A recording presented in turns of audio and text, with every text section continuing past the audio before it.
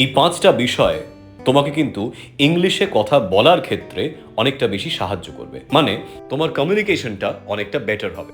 এই 5টা টিপসের মধ্যে 4 নম্বরটা আমার নিজের সব থেকে ফেভারিট। নাম্বার 1 ইজ লিসনিং, অর্থাৎ শোনা। এর মাধ্যমে তুমি অ্যাবজর্ব করবে। কি শুনবে?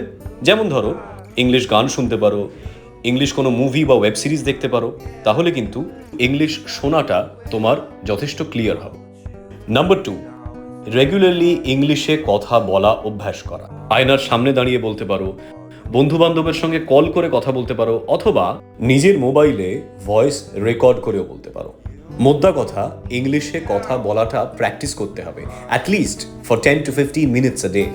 নাম্বার 3, কিছু ট্রিকি ওয়ার্ডস আছে যেগুলোকে প্রত্যেক দিন মন দিয়ে প্র্যাকটিস করতে হবে, যাতে করে তোমার প্রোনাউন্সিয়েশন এবং ভোকাবুলারি দুটোই ডেভেলপড হয়। ডোন্ট ফিয়ার মিস্টেকস, অর্থাৎ যদি ভুল হয়ে যায় এমন ভয় কিন্তু পেও না, কাজ করতে গেলে ভুল হবেই। নাম্বার 5, ইংলিশে ভাবা প্র্যাকটিস করা। মানে আমরা যখন ইংলিশে কিছু বলি তখন বাংলা থেকে ইংলিশে ট্রান্সলেট করি, and this habit kills your fluency.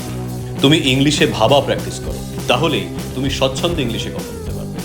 And for more such videos please follow our channel.